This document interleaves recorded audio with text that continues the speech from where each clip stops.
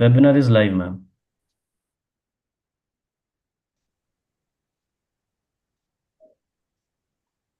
Mhm.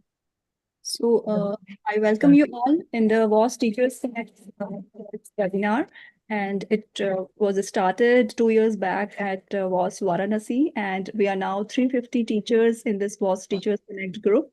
And we have this 7-step program. And in the previous webinars, we have discussed very important topics. And this is a kind of a platform which WOS has provided to the PG teaching institutes and the teachers to discuss and improvise their teaching methods. And here we are discussing various important topics like OPD, OT teaching for postgraduates. We have covered CBME based teaching patterns in ophthalmology. We have also covered in our previous webinars how to set up a wet lab.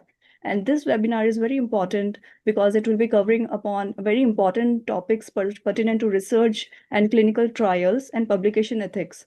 So we have two speakers with us, Professor Dr. Arvind Kumar Maurya, who will be talking upon medico-legal aspects on the drug and clinical trials, and also Dr. Yogita Chaurasia, and she'll be speaking upon publication ethics. We have our WAS very dynamic General Secretary, Dr. Mohita Sharma ma'am with us, and with me there are esteemed panel of panelists with us, Professor Dr.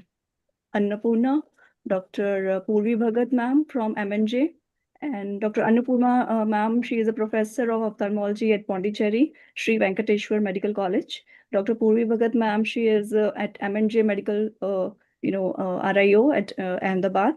Dr. Saroj Gupta ma'am is there from AIMS Bhopal. Dr. Charuta ma'am, I can see, and she is from Mumbai, Kapoor Hospital. And I can also see Dr. Shrishti from the Military Hospital, Agra. And we also have with us Dr. Soumya from Mysore and Dr. Madhuri from Mysore. So these are our panelists for today. And I welcome you all for this very interesting webinar. And we'll proceed with our first topic. And I would like to invite Dr. Mohita Sharma ma'am to say a few words before we proceed with the topics. So, good evening, everybody, and welcome to this another webinar of WOS Teachers Connect. These webinars of WOS Teachers Connect are becoming very popular because we are discussing what no other society discusses, and we have got this feedback that these are useful topics which are being picked up, and they're all useful for teachers and for and if and this is going to be for the betterment of the students also. Now, we are very happy to welcome the esteemed panel as well as the speakers who are the esteemed speakers. And, mhm. And the topic is very important, and that is research. Now, research is something which is often a neglected subject in our country, and but it is the responsibility of the teachers. I think who could do it better than all the teachers as far as research is concerned, because you have the infrastructure, you have the means to do it, and you also have the will to do it. It is just that we have to go into more discussions to understand how best to do it. Now, now, before we call the two speakers, I will give a short presentation. I think you forgot about it, but doesn't matter. No worries. It was only to set the tone of this webinar, which was meant to be that I myself have been a clinician and a private practitioner, and despite being a clinician, I jumped into research. And if anybody or everybody who has a will to be a researcher can be a researcher. And as I said, you all have more responsibilities. You all have more infrastructure and capability, expertise, and means to do research. So if a practitioner can do, I'm sure you all can do wonders. And once we get into any new subject, then challenges also come, and those challenges, Dr. Arvind Maurya will discuss, and who could be better than him in discussing those challenges and giving you those solutions, and of course, Dr. Yogita also. So allow me to give Maya, with your permission, can I give? Definitely. I'm so sorry, ma'am. I just No respected. problem. It's okay. So yeah, so Dr. Mohita, she is an example of setting so many research opportunities in WOS. She has created this women in retina and women in research, and so many branches or wings in WOS where research is getting flourished. So she will be speaking today on setting up a research site. So we welcome you, ma'am, and we are looking forward to hear from you. The whole purpose of this presentation also was because it was WOS which helped us in setting this up, and it has helped many other clinicians to do so. So this is about research for clinicians getting involved. So first of all, why do we need to any research? One is it is the need of for us. Secondly, it's the need for the patients. It's the need for the nation and the world, and it is need for the society in general. Now, what are the benefits? Benefits are that we have so much of our data, but we never do anything about the data. Research will help us in compilation of our data, assessment of our data, statistical analysis, modification of any treatments if needed. We will have better material for exchanging our knowledge. We will have better presentations, and we will remain upgraded and updated if we are involved in research. What are the benefits to the patient? There will be a better understanding of the disease patterns and better treatment, and hence newer modalities can come up. Now, there, we all know that as clinicians, there are patients who are non-responders. Now, for those non-responders, also we need to find newer treatments, and this can happen only with research. Now, this is me who was very happy at one time with all the professional achievements as a clinician and as a surgeon. But then I realized that there was something missing. That missing thing was the research. So I started thinking, what could I do to get involved in research? And these are the 7 steps that came to my mind. One, you have to start thinking. One, this I always say, whenever you want to start anything, start thinking you are meant to do some extraordinary work and not just ordinary. And somehow that usual clinical work look like ordinary, and you have to come out of your comfort zone. Secondly, for or anybody who's in research, there has to be a devotion of time. The commonly we hear most clinicians say, "I don't have the time." We have to find a time, allocate it, and call it a research time. Thirdly, we need to have more knowledge. So that for that we have to keep reading abstracts. We should have access to journals. We have to interact with people. Fourth, our data capture system has to be very, very good. Fifth, access to statisticians and ethics committees needed. Sixth, if you want to do a molecular research, and access to molecular biology lab. And last, you have to learn how to write and publish a paper. So this is how I give credit to WOS, how Women in Research got initiated a few years back with 22 new ideas being presented. And then this is how we also got initiated in research. Then there were webinars on good clinical practice in which 100 WOS members got certified. And that's when we thought that in our institute also, let's have a research wing. So first we allocated a space. So first and foremost, you need a space which should be different from, you cannot be doing in that clutter of your clinics only, has to be a space which is the research space. Secondly, you have to get your team oriented. So we identified a few people and got them oriented with all the good clinical practices. And thirdly, you have to make a good oriented team. And so this is how we created a good oriented team. Small equipments like centrifuge, some minus 80-degree freeze, etc., some laminar this thing flow, all those are small equipments. You already have all the equipments in your clinics. WAS had its own ethics committee, which was approachable to all, and we formed an ethics committee also. But yes, even if you don't have an ethics committee, you can always outsource an ethics committee.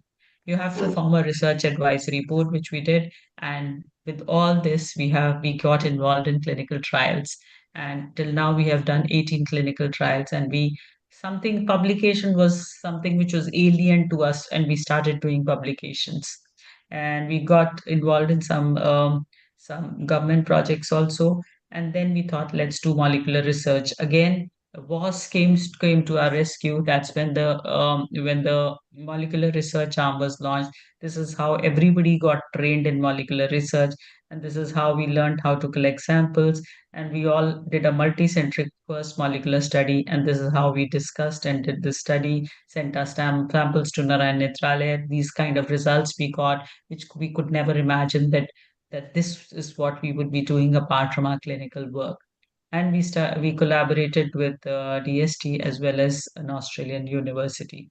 Then WOS again taught us genetics, a new frontier for clinicians. We started looking beyond at the genetic maps and something. Let me just skip this. Something like this, which appeared Greek and Latin at one time, now started appearing normal, and we could actually decode these genetics maps, and this again became helpful for us in our clinical practice.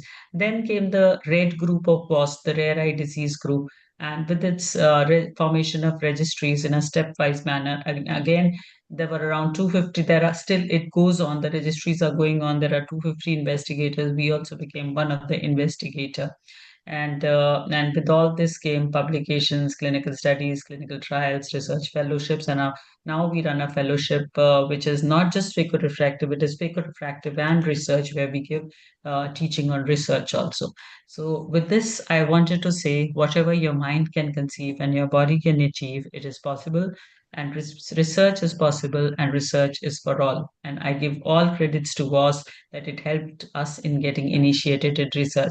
And today also we are sitting here and discussing research, and we are discussing how we could do better in research, and how we could do better in publications. So it gives me an immense pleasure to see how you all are getting involved in this, and how everybody will benefit from this. Thank you so much. Thank you so much, ma'am, and thank you for letting all of us know that WOS is not just about, holding a conference and doing a get together, but it's also doing so much of research and academic activities, and that is going on throughout the years. And I've seen there was a issue on rare eye disease at in IGO. A total separate issue was published, and there were so many important articles. And right now also there are so many projects on dry eye and other things which are going on. So WOS is, giving opportunities to everybody for getting involved in the research also. So I'll take one remark from Dr.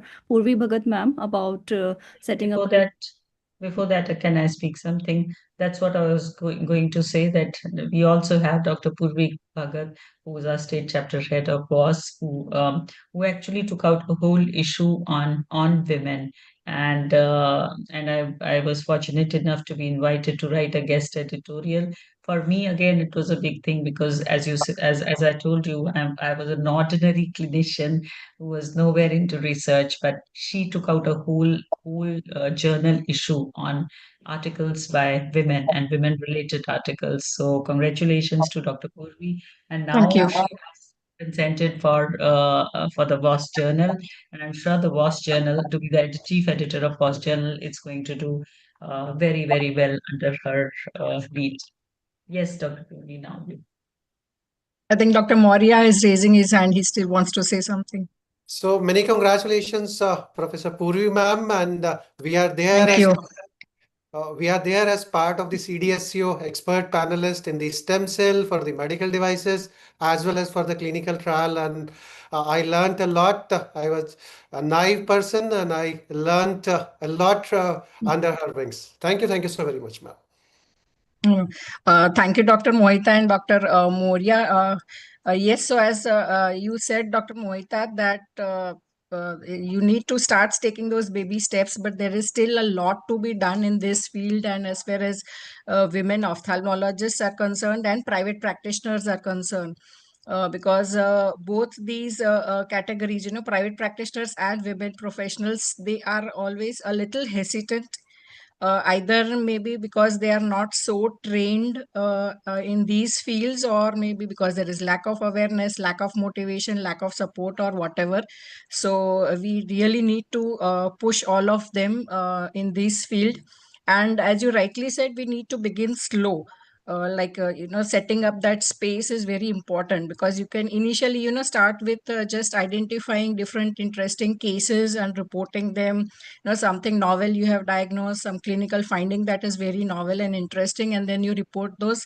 Then you can go on to do academic or investigator initiated trials, not right away taking big sponsored studies or something very large and huge, but you can begin doing small observational studies, academic studies, and all those things which have less stake and less paperwork and documentation. And then gradually, once you get into the art of doing research, how to document things and those things, then maybe you can take it up bigger. And as far as the physical space is concerned, a word of caution and importance is all the research documents, whether it's a small study or a large sponsored clinical trial, documentation is very, very important. So you need to identify a space in your clinic, in your place of practice, where you can keep all these research documents, all the EC approvals, all the case related documents, in everything very well organized and very well segregated and labeled, and all those things. They cannot be mixed up in your routine clinical documents and files and drawers and everything. So that is again something that needs to be kept in mind. So it's always a good idea, begin slow, and then once you get the hang of it, sky is the limit for research. Thank you. Yeah, so Maya, you're there? Yeah. My network was just disconnected. I resumed back. Thank you, Dr. Purvi. Yeah, I was there when you were talking. So that was very important point that as a women and as a practitioners, we, the research is the last thing that we can think about. But it's very important, and we should also push our residents and students towards research on their initial career days only. So if we have any comments from any of the panelists, Dr. Saroj ma'am, would you like to comment upon this topic? So, a very good evening to all. And first of all, I want to thank Dr. Mohita, Dr. Shweta, and all the team WOS for giving me this opportunity to participate in this very important webinar on a very useful topic today. And yes, as Dr. Mohita mentioned, that research is something which everybody's responsibility to do it. When we are seeing patients, we have a lot of patients, lot of data with us. So important to organize those data and do statistical analysis. And as Dr. Purvi said, that we have to organize all our document and to do the research, and we have to encourage our UGs and PGs also to involve in from that stage only to involve into research and to get oriented into how to carry out research and what are the ethics involved in it. So looking forward to today's webinar to listen Dr. Arvind and Dr. Yogita. Thank you, Dr. Maya. Thank you, ma'am. And so we'll move forward for our next talk, and that is by Professor Dr. Arvind Maurya. And I'll introduce him briefly. Dr. Maurya, he is a professor in ophthalmology. Can you see my screen? Is it visible? Yes, it's visible. Okay. So, all right. So Dr. Maurya is the national convener of AIOS Adverse Event Committee, and also AIOS FICO board executive member, and chief editor of the video section of AIOS Dynamic ebook. He has so many awards and achievements to his credit, and he has been the first Indian to win the Ophthalmic Star Award at Amsterdam Ascaris, and so many AIOS DOS Ecoin awards, and he was the first to receive AIOS Senior Academic Achiever Award also, along with 13 Ocean Awards. And also he's adding so many projects based on AI on diabetic retinopathy, glaucoma, many national and international publications, presentations also. So I welcome you, sir, here, and he'll be talking on the medical legal aspects on the drug and the trials, human trials. Welcome, sir. Thank you so very much, Professor Maya, for such a nice introduction. Is my screen visible? Yes. So, a very warm good evening.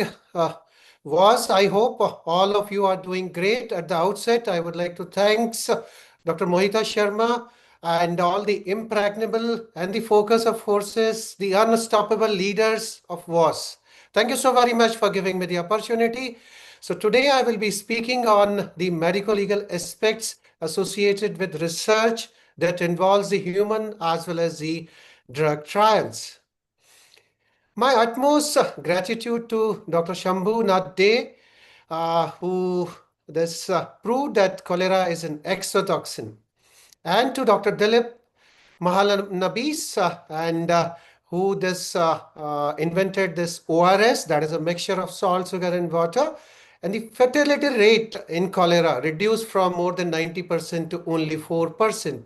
But unfortunately, both of them were not awarded the Nobel Prize.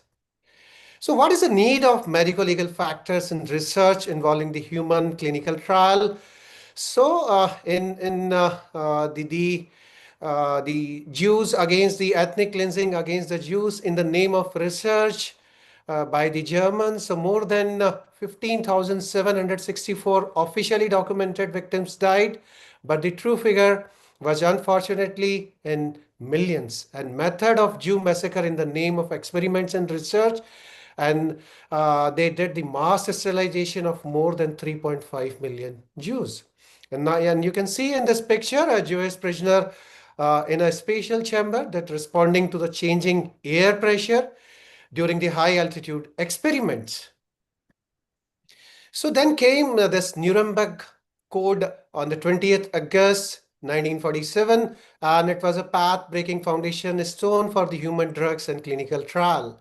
It means set of ethical research principles, and the human experimentation, they were created by the court in US versus the Brandt, and subsequent Nuremberg trials, they were held after the Second World War, and the code would later become significant beyond its original context and spread to all over the globe.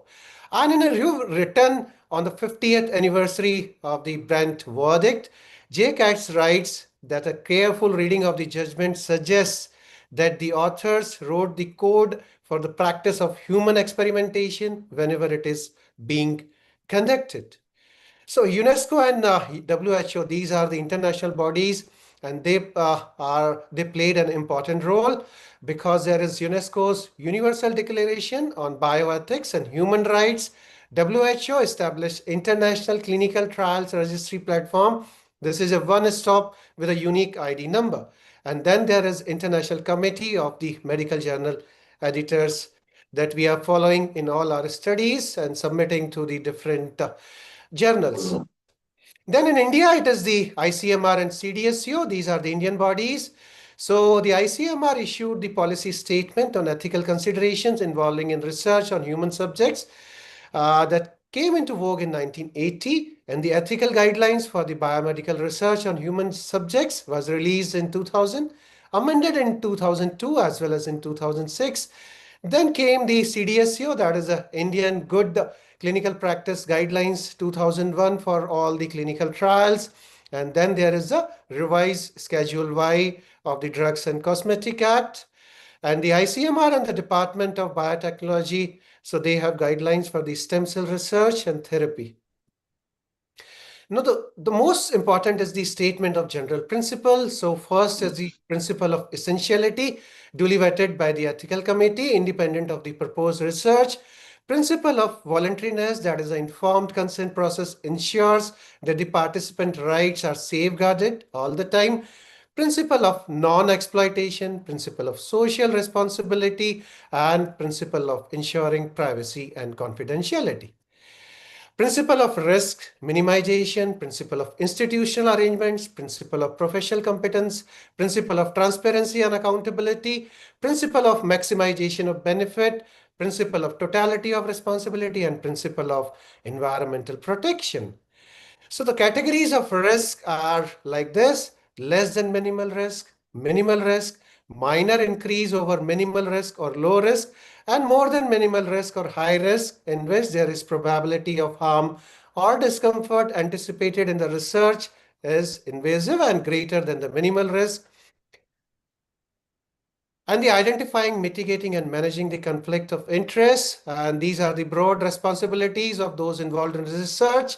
So first is the importance of the research institution. So they need to develop policies and SOP to address the conflict of interest issues. Well, that needs to be dynamic and ever evolving. And there is the role of researchers. They must ensure that the documents submitted to the EC include disclosure of COI, financial or non-financial, that may affect their research. Research misconduct is very important. So fabrication is the intentional act of making up data or results, and falsification is manipulating research material, and plagiarism is the wrongful appropriation and stealing and publication of another paper or another author's language, thoughts, ideas, or expressions. Now, coming to the importance of informed consent, and it comes under the section 13 of the Indian Contract Act. So, an informed consent must include the following statement mentioning that it is a research, purpose and method, expected duration, benefits, any foreseeable risk, extent to which confidentiality of records needs to be maintained, payment or reimbursement for participants, free treatment or compensation for the research related injury or harm, and freedom of the individual to participate or withdraw at any point of time, and to identify the research team and contact person with addresses and phone number. Special situations are always there. So under section 53(1) of the CRPC, members of the armed forces, the government of India, letter number this and this. So these are the vulnerable population like children, different culture or language, terminally ill, prisoners, pregnant women and fetuses, and cognitively impaired. And now coming to the rules of documentation for consent. So these are the FDA 21 CFR, 45 CFR, as well as the ICS good clinical practices.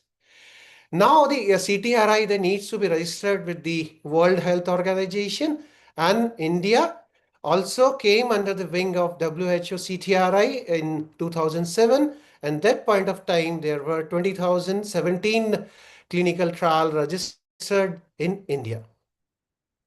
Role of CDSCO, that is the DCGIs and the CTRI, ICMR, NIMS for the human drug and medical device trial. So the two ancient Indian script, Charaka Samhita and Sushruta Samhita, they were compiled as early as 200 BC and 200 AD, and currently estimated at 1,000 million US dollar. India's clinical research market has projected to cross 5 billion US dollar mark by 2030. And since April 2018, CTRI prospective registration, April 2018, CTRI's prospective registration mandatory for all the clinical trial. Previously, retrospective clinical trial were also accepted. And then there are different phases of clinical trial: phase 0, phase 1, phase 2, phase 3, and phase 4. And so first is the preclinical drug approved for the testing in human. Then comes the phase 1 with the lesser number of participants. Then phase 2 with the more number of participants. Phase 3, 1,000 to 3,000 participants, depending on the uses of the drugs or the medical devices. And FDA review to confirm safety and effectiveness. And phase 4, that is a post-marketing analysis and study. What needs to be the composition, affiliation, qualification of the ethical member, specific roles and responsibility of an ethical committee? So in India, there is the NETIC portal by the Government of India. So under the Department of Health and Research. So all the ethical committees of all the institute, irrespective of the government or the private or the corporate, they need to get registered. So these are the members of EC, chairperson or the vice chairperson. So these are needs to be non-affiliated, a well-respected person from any background with prior experience of having served or serving in an ethical committee. Then come the member secretary. So from the institute, and basic medical scientists, who can be affiliated or non-affiliated, clinicians, who can be affiliated or non-affiliated, legal expert, affiliated or non-affiliated, and social scientist or philosopher or ethicist or theologian, which again can be affiliated or non-affiliated. One layperson is always mandatory, that needs to be non-affiliated, and the quorum needs to be maintained before approving any study. So a minimum of 5 members needs to be present in the meeting room. Coming to the classification of medical devices, so these are A, B, C, and D. So in ophthalmological practice, most of the devices comes under B and C category. And condition where a placebo may be used, so there is no established effective therapy available, and withholding an established effective therapy that does not expose participants to serious harm. And precautions to be taken when a placebo is used. The protocol must have added safeguard to protect the participants from harm, such as, but not restricted to, having clear-cut withdrawal criteria with intensive monitoring and rescue medication. Research criteria in the pregnancy and the fetuses. So appropriate studies on animals, the toxicology studies must be done before using in this category. And the Ayush, I will skip. And the conditions for the sham surgery. So there has to be a clear description of the justification to include a sham surgery group in the protocol, which must be assessed by the ethical committee. Now coming to the Act's rules, principle and declaration. So first come the Declaration of Helsinki. So it has changed 5 times, the last one being in 2004. So there was a controversy about the use of placebo, and the post-trial access is still under debate. And recent documents on ethics are those of UNESCO's, the Universal Declaration of Human Genome and Human Rights, and the International Declaration on Human Gene Data, and the Universal Declaration on Bioethics, as well as the human right. Clinical trials since January 2005 defined in Rule 12020. And so there needs to be a commerce versus the ethics. And research using the human being should select it so that the burdens and the benefits of the research are distributed without arbitrariness, discrimination, or caprice.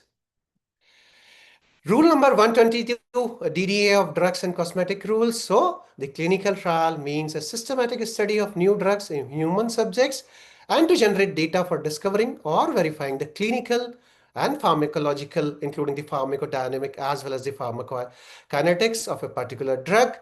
And coming to the new drug definition, so more generally defined in Act as a drug not being used in the country to any significant extent under the conditions prescribed.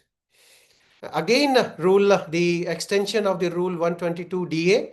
So no clinical trial for a new drug by any institution shall be conducted except in accordance with the permission in writing of the licensing authority defined in clause B.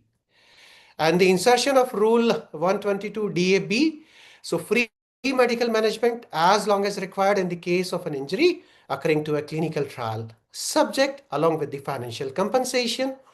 And the Rule 122 DAC, it specifies the prerequisite required for a clinical trial to be considered as adequate so as to grant permission by the licensing authority before conducting on any human body.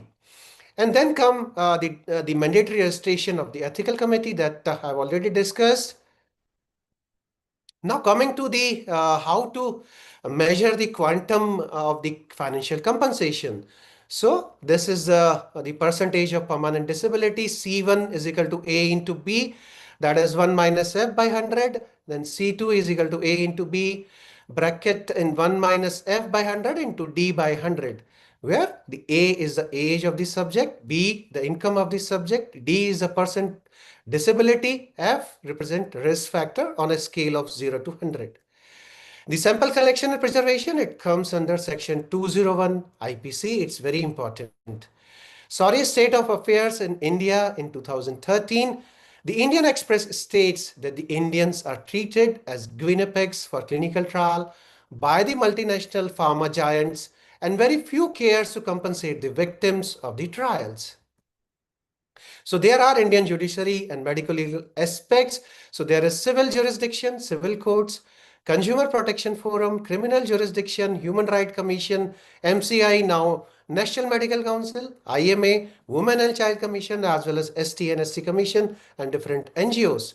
So few cases I would like to point that case very wrong. So this was the case, the Democratic Women Association, where the Union of Indian Judgment is very important. Supreme Court first time took note of the fact that there was violation of the clinical trial guideline and a symbolic acquiescence that the courts would not tolerate such malpractices because of a row over clinical trial as 254 death of the Indian woman. So the three cluster randomized RCT looked for a cheap screening treatment for the cervical cancer, and the screening treatment being examined were visual inspection with acetic acid in screening and the pap smear. So what was unjustifiable aims and objective in this RCT? So there were death of 254 Indian women from the modest background in the course of a 15-year US funded clinical trial. So the cervical cancer screening method, women who died were part of a control group kept without screening to study death rates in unscreened population. And around 140,000 women in the control arm of the trial, they were not at all screened, and neither they were informed during the informed consent. No money, be a Gwinnipuk. Who were involved? The Mumbai slum and the villages in Usmanabad in Maharashtra, as well as Dindigul in Tamil Nadu. So Supreme Court make this historical decision in reply to different PIL, and the justices involved were R.M. Lodha and Honorable Kurian Joseph. They asked the additional Solicitor General Siddharth Luthra for details on compensation paid. So the Health Ministry responded to NGO Swasthya Adhikar Manch that the Indians were used as Gwinnipeg by the foreign pharmaceutical measures for human trial of their new drugs, and said of the 57,303 enrolled subjects, 39,022 completed the trial, and serious adverse events, so deaths, reported deaths were 2,644, out of which 80 deaths were found to be attributable to the clinical trial. And Luthra said that the kin of all 80 were compensated by the sponsors. Then the bench was focusing on the ministry's statement that around 11,972 serious adverse events, excluding death, were reported during the period from January 1, 2005 to June 30, 2012, out of which 506 events were found to be related to clinical trials. So I will skip this. So who were the possible culprits? These were all giants: Gates Foundation, Novo Nordisk, as well as Senta Biotech. So in conclusion, according to the 59th report, this is the last part of my presentation by CDSO. So they have their own problems. So they have proposed 1045 posts, but only 327 sanctioned and only 127 filled. Just 50 people they handle application for the drug approval. Just 9 deputy and assistant drug controller handle 50,000 application of inspecting labs, 10,500 manufacturing unit, as well as 600,000 sales outlets, and providing information to parliament, meeting the public, attending the court cases. And the CDSCO is headed by a drug controller with a mere graduate degree in pharmacy. So they have grossly inadequate infrastructure, including data maintenance and coordination between the state level offices. So what are the recommendations? So before approving this study in India, following points requires to be considered by the Indian authorities: whether the study is terminated or banned in any other country, whether Indians should be benefited by that medicine, whether foreign sponsor should hire a local clinical research organization and insurance company for conducting the clinical trial in India. Also, to improve accountability, informed consent to be taken in very particular and containing all the aspects. Amend the law to address investigator responsibility, legal department for the protection of the vulnerable, make the underpinning of the regulations more explicit, more stringent, improve the accountability and ensuring legality of the ethical study committee. Again, responsibility, designing a system of compensation, treating and compensating for the research-related injury, and ensure capacity to protect the human subjects, and for establishment of more consumer courts, and also a criminal punishment for the involved. These are my references, and a humble request for the ARC South. So thank you so very much. You can't fix crazy. All you can do is document it. Thank you so very much. Thank you, Dr. Moria. That was a very extensive elaboration on the medical legal aspects of in research while performing these clinical trials and drug trials on humans. So, as a PG teacher, we are all involved in researches and we are all involved in clinical trials and projects at our institution. So, it's very important to know all these important aspects of while performing any human trial. So, I would take in a remark from Dr. Charuta. Dr. Charuta is working in the Kapoor Hospital, Mumbai. So, ma'am, you would be involved in various clinical trials or research projects at your institute. So, what is your opinion about being careful medico legally while doing all these researches? You are muted, ma'am.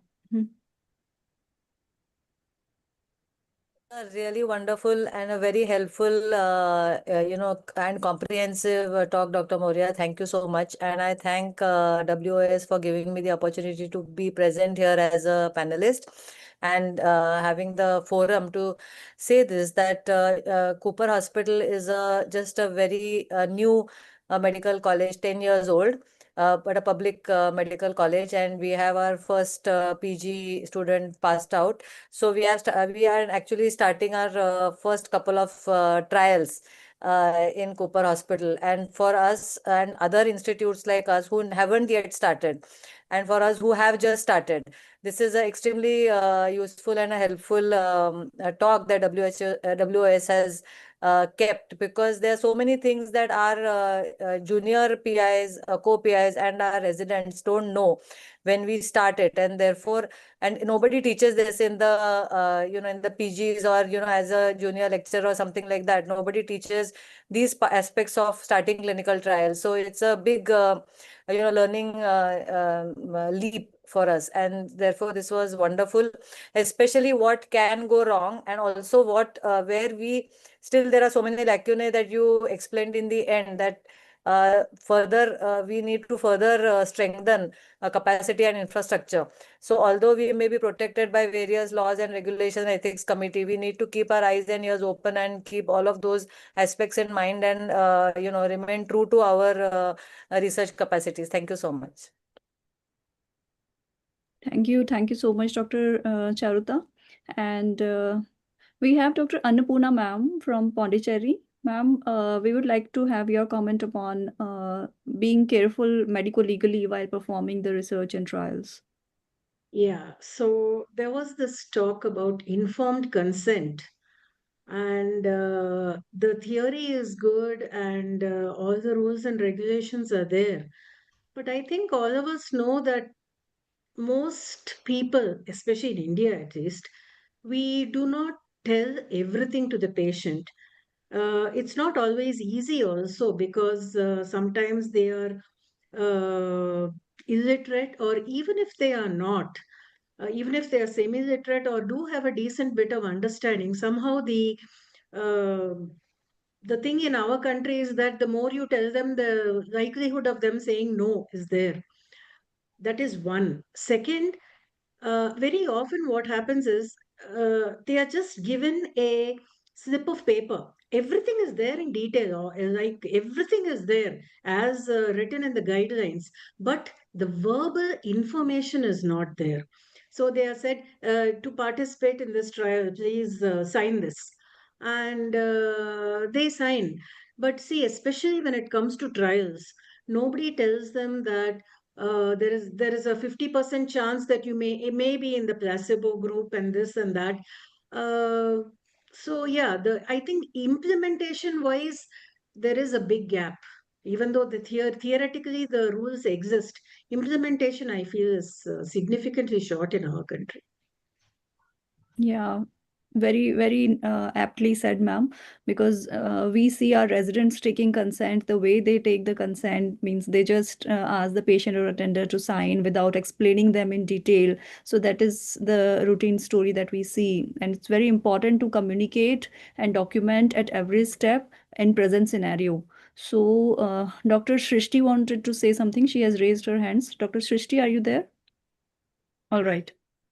Okay, yes. Thank you so much, ma'am, for the opportunity.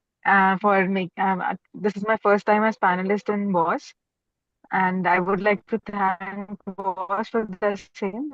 And Dr. Arvind sir, it was a very wonderful topic that you have covered. There were many things that, as junior specialists, we don't know, we're not aware about. And I would like to share my own experience. When I was a resident, I had done an interventional study, and our institute had taken permission from Central Trial Registry of India for the same, but there was nobody to guide me on how to go about it. So, juniors like us, can you lay out some a guide map for us so that we know what all is to be registered from and what can be done as an observational study which does not require registry on a clinical trial platform? Dr. Puri, ma'am, would you like to take this question? I don't mind taking it, but the question needs to be repeated because the connection, I think, on her side is not very clear. So if somebody Shrishti, could, do one thing, yeah, mute keep your video off, then say.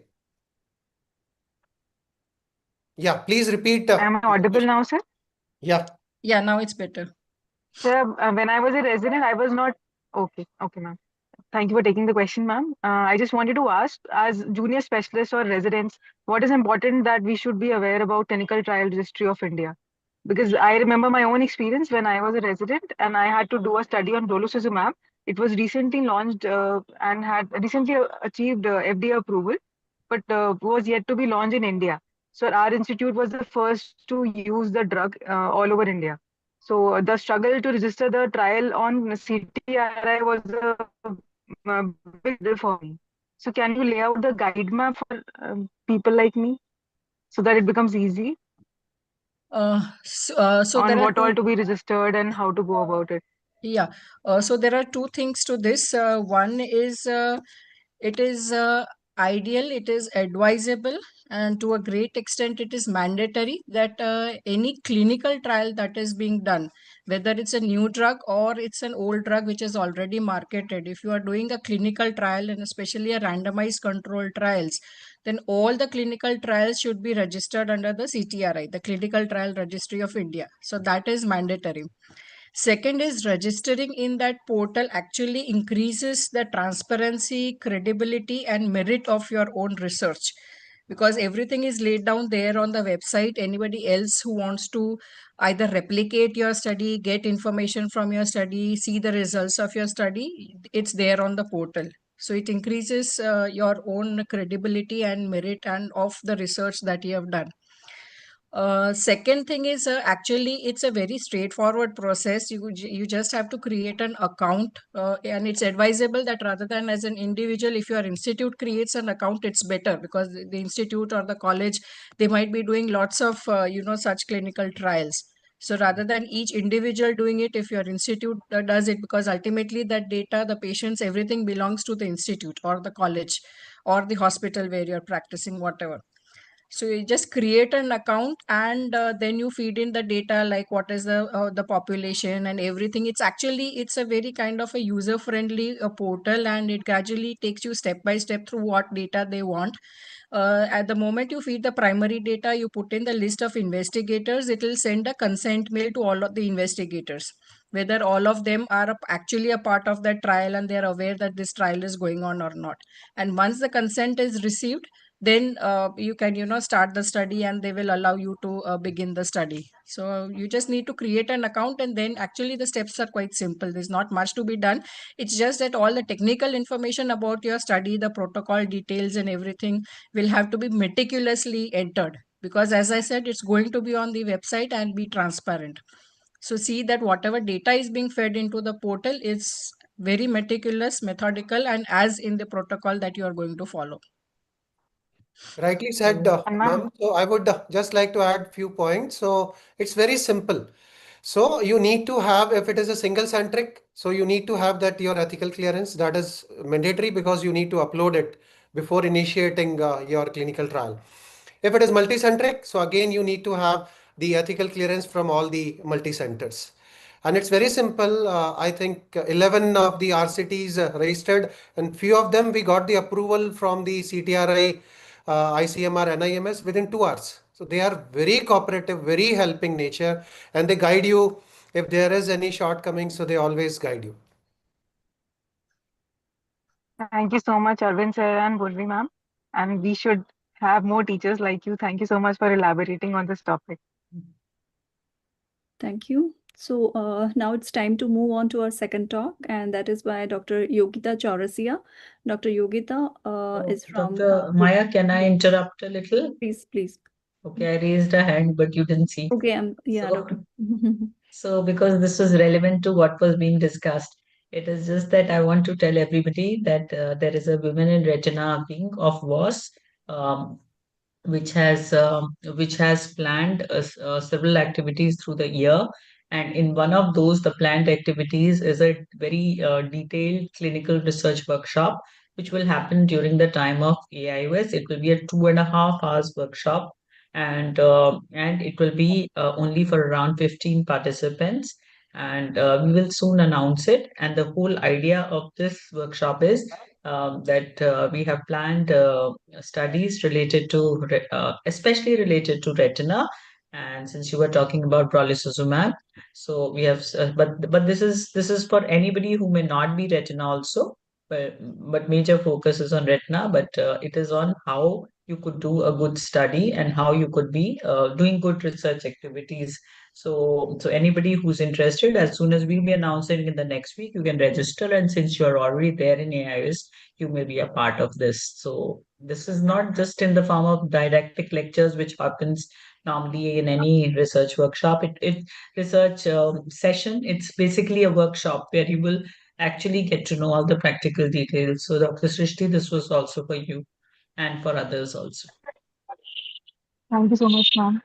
Dr. Purvi also want to say add something. Ma'am, please. Yeah, yes. So, based on Dr. Arvind's talk, a couple of things. So one is that, of course, all the principles of research are very, very important. But an important step is to get a clearance or approval from the ethics committee, because it is a very common myth and misconception that if your study is observational, if it is retrospective, data based, then the ethics committee approval is not necessary.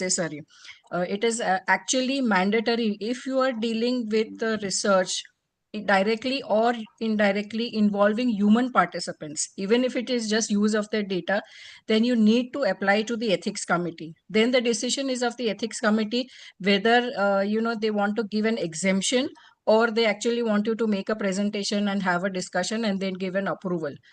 So everybody like who is listening and being a part of this webinar, please keep in mind that any research on human participants necessitates an ethics committee approval. And second thing is, as Dr. Annapurna madam said, informed consent is a very, very important part of research. But most of the time we tend to focus only on the informed consent. But actually speaking, where is the information that we are giving to the participants?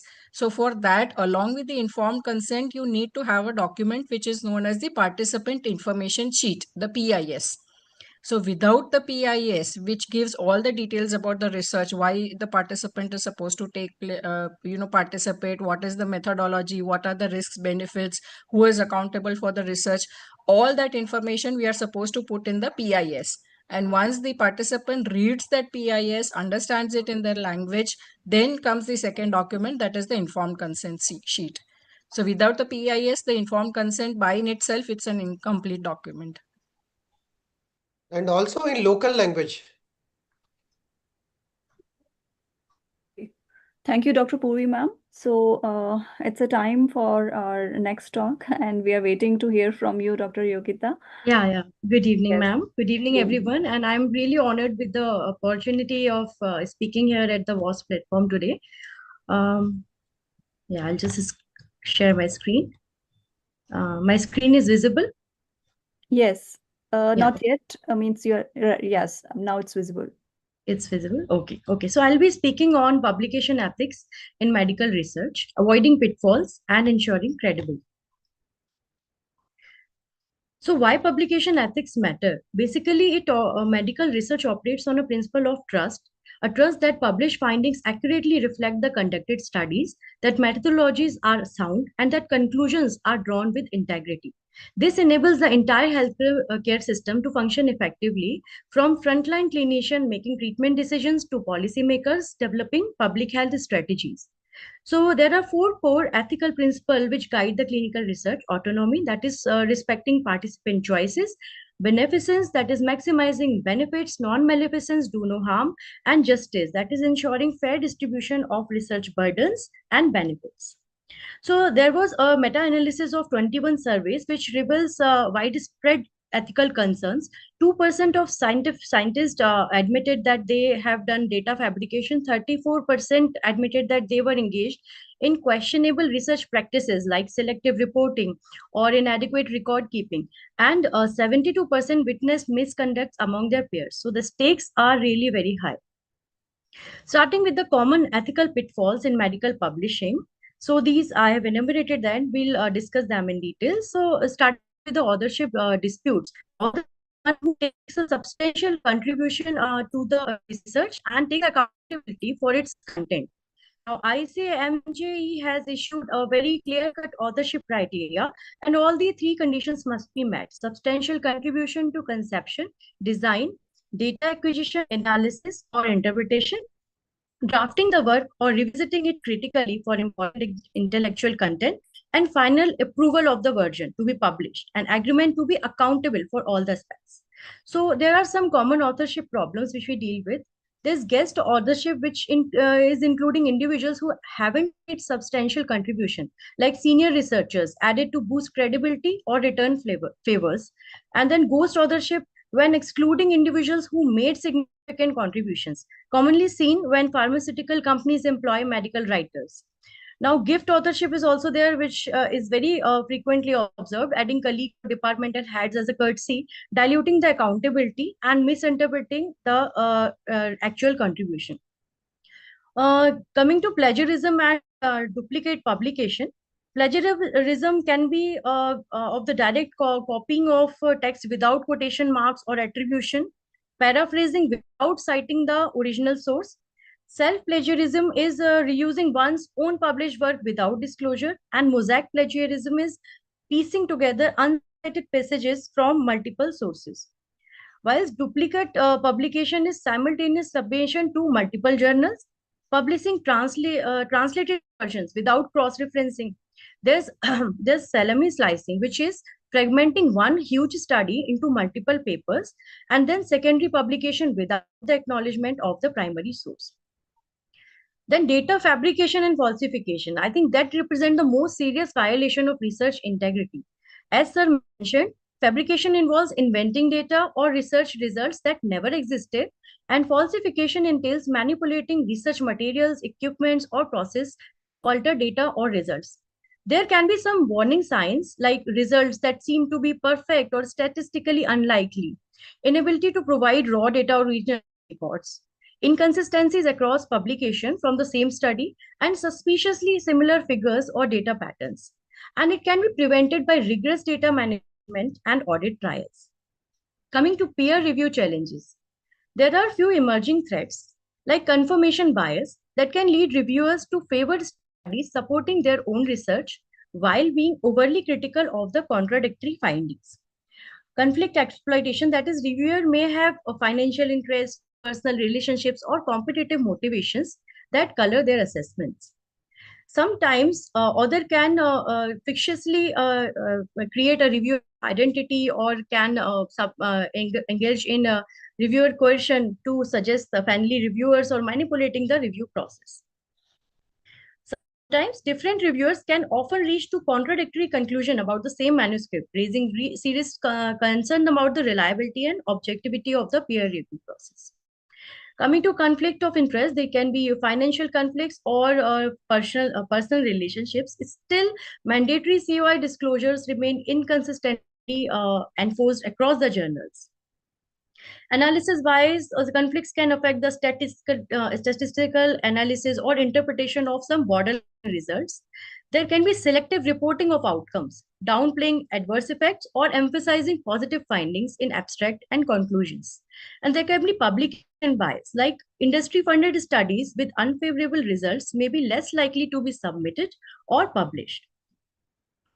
Now, predatory journals are the new threat in publishing. So business, they exploit the open access model for profit with minimal or no legitimate peer review process. They publish low quality or fraudulent research, severely damaging the scientific record. Recently, an MDPI Nutrients Journals, 10 senior editors resigned over the pressure and acceptance of such mediocre papers.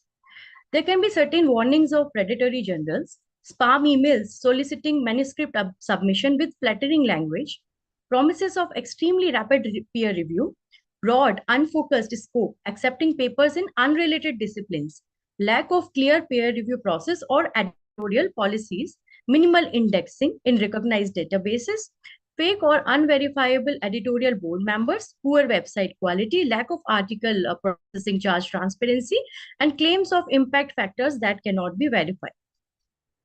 Now, there are real-world consequences of ethical failures, which can range from damage to public trust in the science, or personal and institutional impacts like facing loss of funding or academic positions. And obviously, there is ineffective or like patient harm and the public health systems which can get affected. So, how can we safeguard these integrity practices?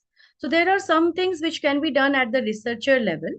We should uphold the authorship ethics, follow ICMJE, document contribution, and resolve disputes among the authors at the earliest.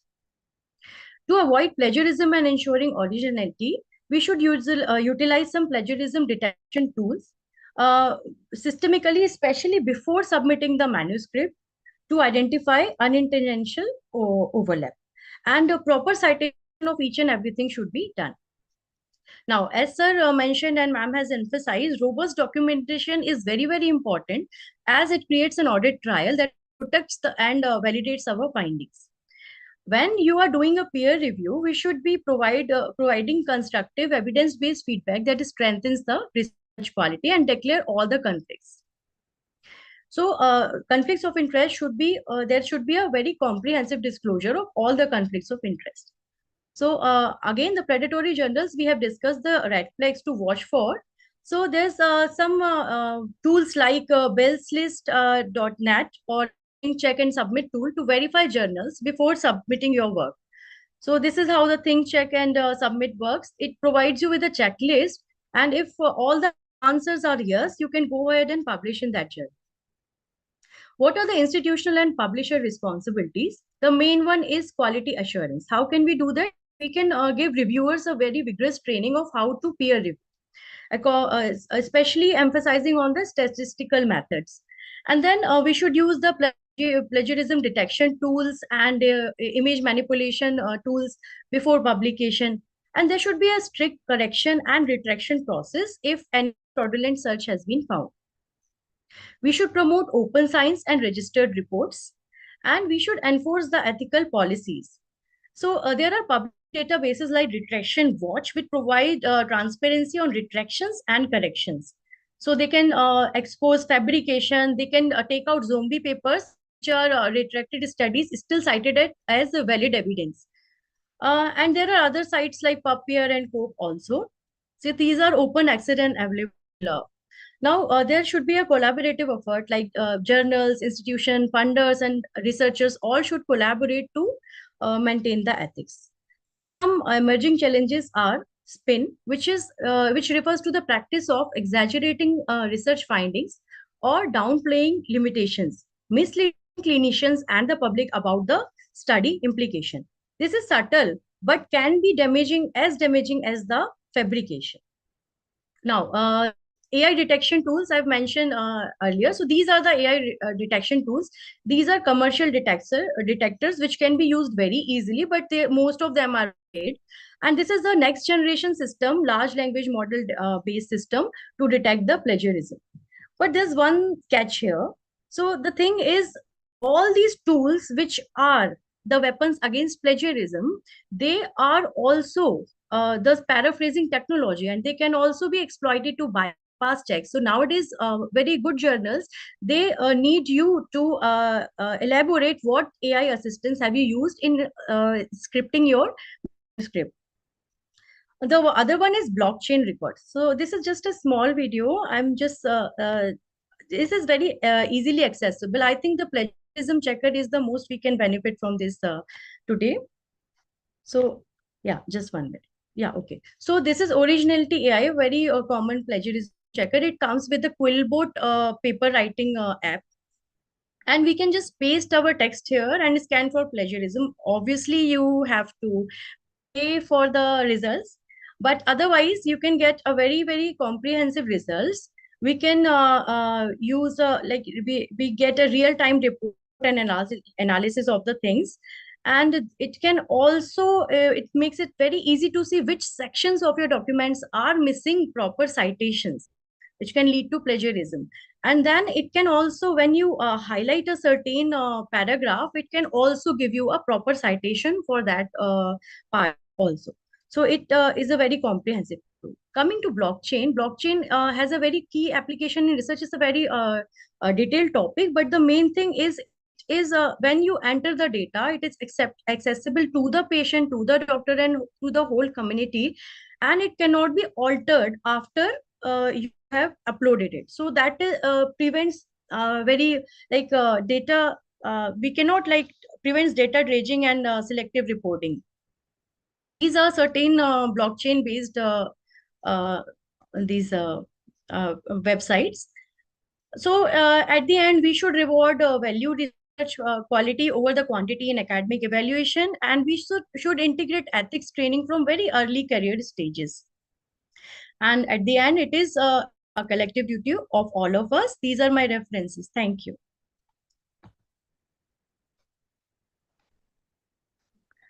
Yeah, thank you. Thank you, Dr. Yogita. That was a wonderful, very well explained talk. And we have one question from Dr. Spurti that Yeah. can we address the potential misuse of AI in research, particularly concerns around AI generated manuscripts, fabricated or manipulated Yeah. data? So this is called as AI jurism mainly, and these are very sophisticated tools, but we really have to keep up with the very updated ones, because there are tools to generate these things, and there are tools to detect the AI. So yes, that can be done. Yes, Purvi ma'am has shared one, May I I say think, something link. with regard to this question that you Definitely. just asked? See, you mentioned some Turnitin and those some other AI detection tools. Yes, ma'am. They are useful insofar as if a person fabricates the entire article, right? Hmm. Write the introduction, right from beginning to end. But what many people do is they take one paragraph of introduction from one place, methods from another place, and something, and they ask the AI tool to paraphrase.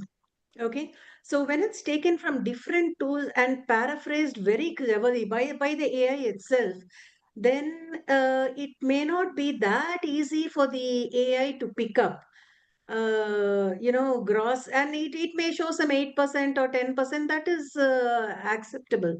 So that is a major Yeah, problem. there's still a lacune in that, ma'am. It's Yeah, not like 100% doable, but most of the time it detects. Yeah, yeah. ma'am, you have just suggested how to manipulate too many listeners, the way to do it. No, So, it's yeah, already it's been correct. done, so I don't think I'm Yeah, giving new. they're already I'm doing learning it. from the Yeah. people who have given me ideas. So Yes. No, no, it's true. It's very true, ma'am. So, Dr. Purvi, ma'am, you have shared one link that in the Yeah, that's an editorial in my journal I had written on this AI in scientific writing. Okay. So yeah. So what are the pros and cons and limitations and challenges and everything? So I just shared it for everybody. So just regarding this AI and answering Spurti's question also, like now AI is a part of everything. Whatever, field you take, AI is there to stay, and it is on the contrary going to get involved more and more. So there is no way you can, say no to AI. The things that one needs to take care of both as authors and reviewers and editors is that what is the extent of AI use and for what purposes it has been used. Like if it is for refinement of language, I'm not good at English and I wanted to refine my language, I wanted to improve my grammar, or maybe improve the resolution of my original images and those sorts, or maybe like paraphrase content which I've taken from somewhere else. Those small things are acceptable, but like you use AI to generate data, like fabricate Yeah, it, that. falsify it, Mm. fulfill your sample size, completely write your manuscripts and all those things, then it is not acceptable. Having said that, again, if you use AI even for permissible purposes, it is mandatory and it is ethical that you at least declare the use of AI. To use AI Yeah. for those purposes is not wrong, but you need to declare it that yes, I have used it for refinement of language, improvement of content, or Yeah. whatever. So that declaration needs So, to be like there. we take the undertaking for the authenticity of the Yes, yes, article, we can undertake the declare the tools used. That is has yes, been already incorporated in some journals, ma'am. Yes, it has yes, been. They're yeah, It has already been asking asked. you to Yeah. yeah. declare. They Yeah. have the declaration statement. And again, AI, as you rightly said, Dr. Yogita, it has its limitations. So even if Yeah. it's 100% human generated content, it is likely to flag it off as having AI. And if it is generated by the portal itself, like ChatGPT 5 has generated that data, still it may say that no, this is likely to be human written. So it Yeah. has its own limitations, and we need to be watchful ourselves. We just have to use it for our help, not depend Yeah. on it. Yes. Yeah. What- Right. So, ma'am, then what is the way that you suggest? Means if even a totally chat GPT generated data can also be taken up as a human generated, so is there means a way to, get that? That's where actually human intelligence comes into play. Like you have to read the entire context, you have to see the alignment between sections, you have to see the scientific rigor, how well the methodology is described. You have to actually do the statistics yourself. So you are bound to, pick up those gaps and caveats and catches. There would definitely be there, because the major drawback of AI it lacks context and relevance. So it will just mechanically give you what perhaps you are looking for, but it does not have the entire context and relevance of what your study settings were, where you did the study, what your samples population was, what your methodology was. So that before and after context is missing with AI. So Hmm. when you thoroughly review a manuscript from head to toe, from A to Z, then you are able to pick out those gaps and caveats, and you can perhaps say that yes, this does not look original. Hmm. Very Yeah. true, ma'am. Very well explained. Yes. So we have Dr. Madhuri also with us. Would you like to have any comment upon the talks? Any of the two talks? Mm. Dr. Madhuri? Yeah, please unmute. Mm. Yeah. Am I audible? Yes. Yeah. I thank WOS for this opportunity to be on this panel. It was both the talks were very interesting and very useful. I just had a question in the chat box. Ma'am answered it, Purvi ma'am, about the patient information sheet. And I just wanted to ask another one, about the trials and everything. Is when in a medical college, I practice in a medical college. I am an associate professor now. So, is there any can anybody do a trial, or is there a certain kind of clinical experience which is required by the administrative bodies or anything, or the the CRCs or anything like that, which is there to do a clinical trial. At Dr. associate. Arvind, you want to answer or should I? Because you talked about the regulations, that is why. So, regarding the administrative, so the ethical committee is in the order at every institute, right? So you need to have that ethical clearance. Coming to who can do it, so anyone, any ophthalmologist can do it. There is no issue in that. And you are already such a senior faculty, so no problem in that. But at some institute, when it is industry sponsored, so they have different regulations. Like at AIMS Jodhpur and the AIMS BB Nagar. So whatever the amount they are paying, so it goes for the buying of the instruments. right? So that kind of thing, and the whole amount from the company, it will goes directly to the ethical committee. And for the if the participant they needs to be given like the TADA sort of thing, so it will come through the account section and all that. Okay. Can I add to that, Dr. Madhuri? Can I answer your question? Yeah, sure, ma'am. Sure, ma'am. Yeah. So as Dr. Arvind said, there is no barrier to who can do research or who cannot do research. Academic and investigator initiated trials, anybody can do. Like you find something interesting and you want to do Yes. it in your OPD, in your surgical settings, you can do.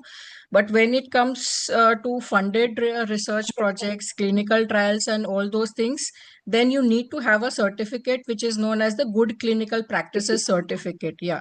Yes. So that is a mandate, because when you submit it to the ethics committee, that certificate needs to be submitted, and all those certificates also have a validity period. Yes. Usually they are 2 years to 3 years. Yes.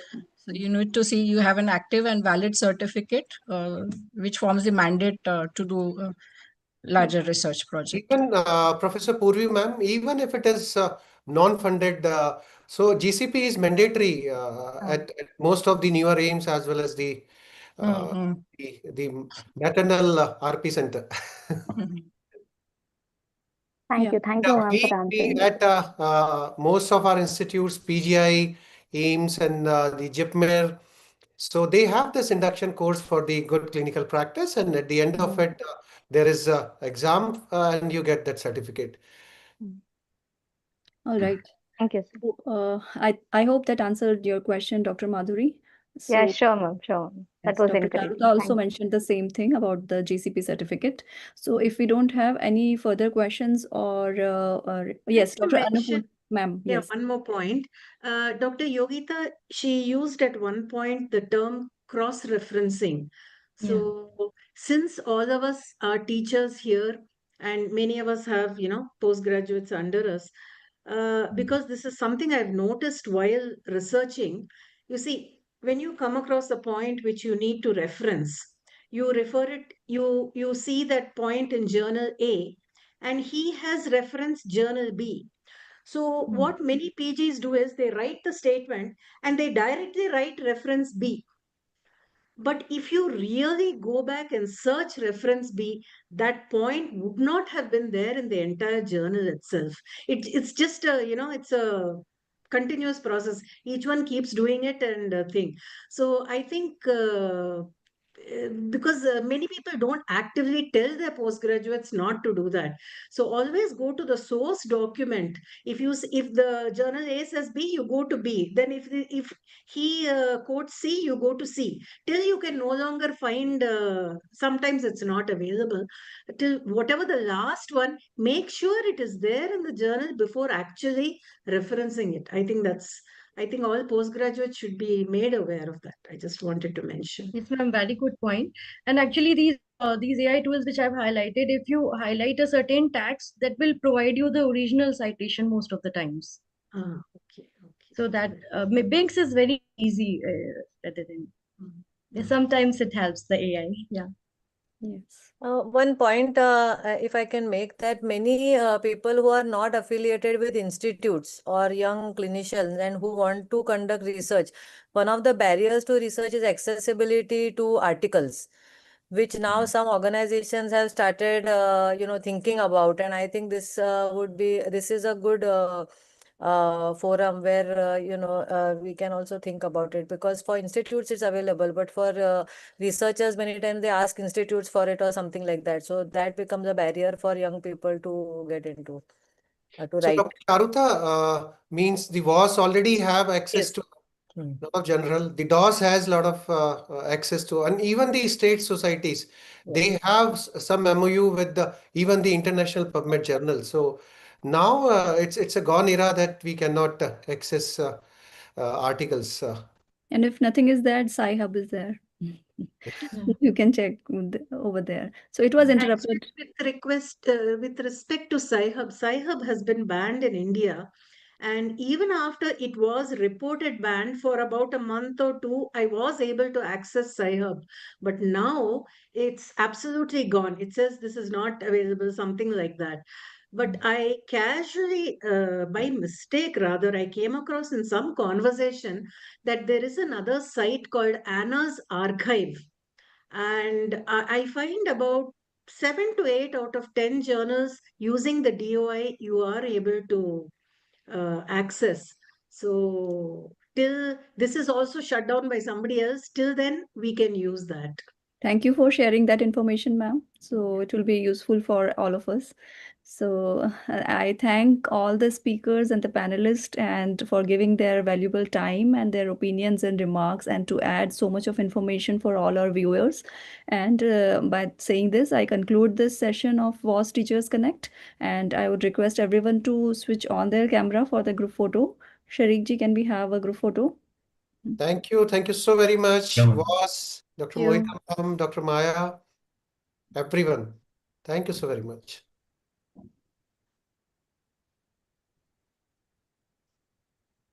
Okay. Thank you. Thank you. Thank you very much, Dr. Maya. Thank you. Thank you. All right. Thank you.